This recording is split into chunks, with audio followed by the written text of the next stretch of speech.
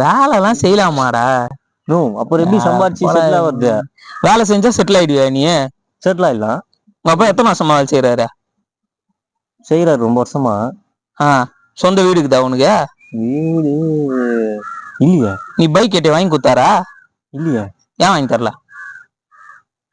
போனு கேட்டிய வாங்கி கொடுத்தாரா? இல்லையா. ஏன் வாங்கி தரல? அததான் கேட்டு நிக்கிறேன். ஏன் வாங்கி தரல? தெரியலண்ணா. துட்டு இல்லடா.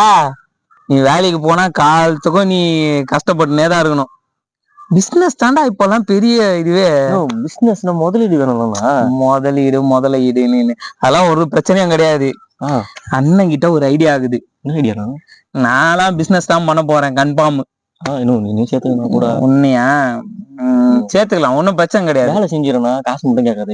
காசு நான் நான் பாத்துக்கிறேன்டா. காசு நீ ஏன் கஷ்டப்படுற? எங்க அப்பாங்கிறான் பாரு.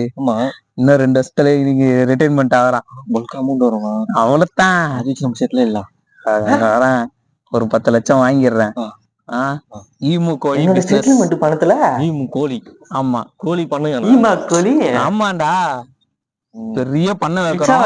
எங்க அப்பா அப்படி இல்லன்னா இன்னொரு பிசினஸ் இருக்குது. என்ன பிசினஸ்? ஷேர் மார்க்கெட்ல போடலாம்டா.